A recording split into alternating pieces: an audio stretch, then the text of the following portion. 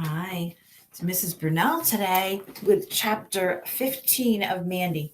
Remember, it's summertime, and your predictions were really, really good that you made for me yesterday. So we're going to see who was correct and who was not correct. Matron Briddy didn't wait to summon Mandy to her study. She bore down on her one day immediately after breakfast was over. Mandy spun around as soon as her name was called. Her stomach kicked in panic as Matron's imposing figure approached, reminding the already guilty child of a ship advancing under full sail. You have to kind of picture that in your head. If a ship is coming at you full sail, it's coming right at you. And that's how Mandy felt that Matron was coming right at her. Mandy? Yes, ma'am? Have you been taking things from the orphanage? What things, ma'am? Cutlery, crockery, some dry goods. Have you? No, ma'am. I want the truth, Mandy. Mandy felt that she was suffocating. She tried to look at Matron, tried to smile, but a pulse was beating at the side of her mouth. Mandy, something is the matter with you these days. I don't know what it is, but I do wish that you would consider telling me about it. Matron swept past her, leaving Mandy in a frightful state of anxiety. The following morning, Matron assembled the entire orphanage in the dining room. She spoke in a very stern voice. Somebody in this house, I don't know who, has been taking certain items, and I want it stopped. Immediately. I am giving her 1 week in which to return them. If they're put back by the end of this week, there will be no punishment, and I will say no more about it. However, Matron paused and she looked at all the children.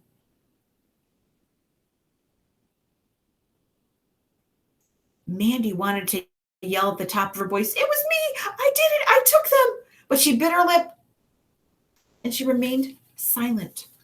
If they are not returned and I do find the culprit, and I assure you that I will, I shall be very angry indeed. The children buzzed with excitement. Who could it be? Who could have done such a silly thing, and for what reason? Mandy went to her room and lay on the bed. She felt sick and very unhappy. Did Matron know that she'd taken the things? Did she address the entire orphanage just to make her feel bad? Mandy couldn't be sure, but she was sure of one thing.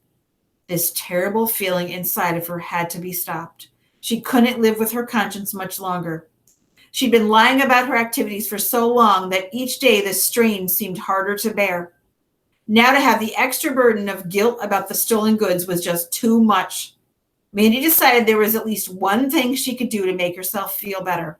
She could return the items she had taken, and as quickly as possible. She resolved to try to work overtime at the Jennings store on Saturdays in order to buy her own cups and plates and knives and spoons. And that is exactly what she did. By the end of the week, Mandy had returned everything except the soap flakes, which had already been used. That Saturday and the next, Mandy worked a full day and was able to make enough money to purchase a plastic cup and a saucer and a plate, and then a knife and a fork and a spoon. She had enough money left over for a good, strong kitchen knife and a can opener. She felt much better about it and wondered that she hadn't thought to work overtime before. It took hours away from her precious weekends, but it was a good way to make the extra money she needed. Matron made no more mention of the stolen goods, and things seemed to return to normal. So that's the end of that chapter, but I am going to read you the next chapter too today. So here's our little bunny.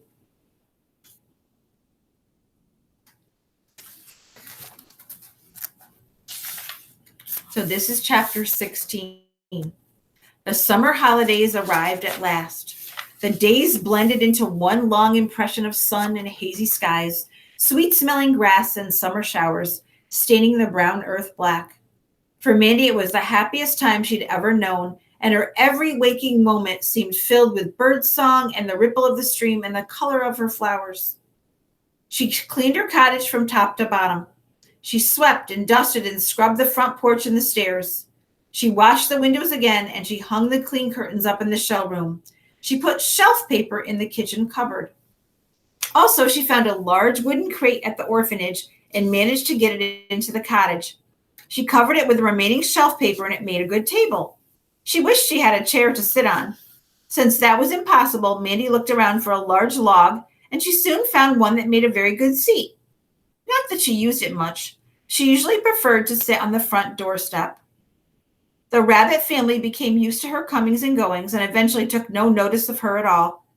Quite often, when she was working in her garden, Mandy would stop and quietly watch one of them hop into the shadow of the hedge to play. Chip was present almost every morning and seemed quite put out on the few occasions when she didn't bring him bread from the breakfast table.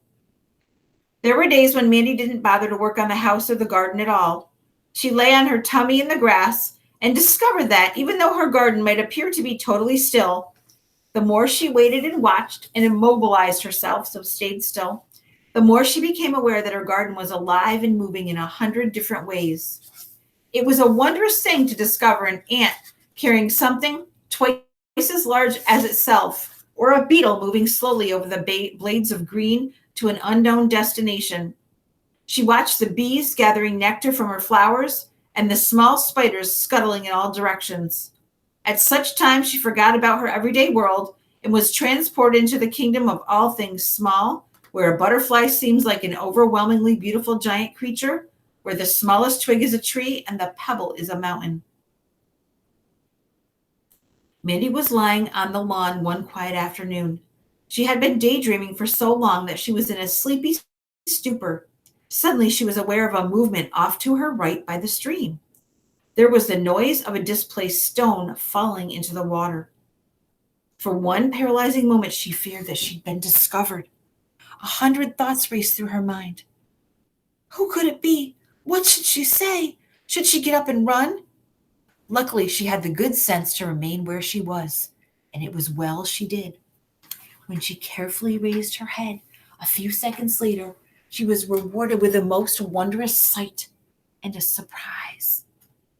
A young deer had come down to the stream to drink. It was standing so near to Mandy that she could clearly see all the brown spots on the fawn coloring and the small lump of a tail with a white patch around it.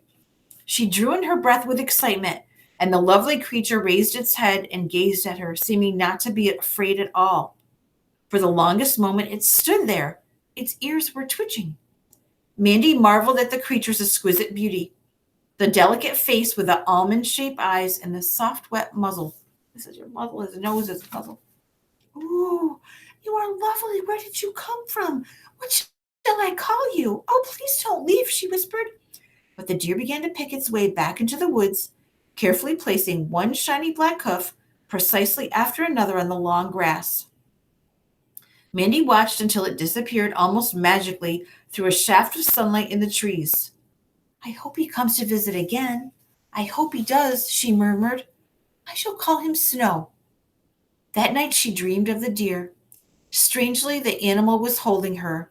She cuddled close into the soft fur and touched and kissed it gently. In the morning, her pillow was wet with tears. And that's the end of that chapter, and there's our bunny for today.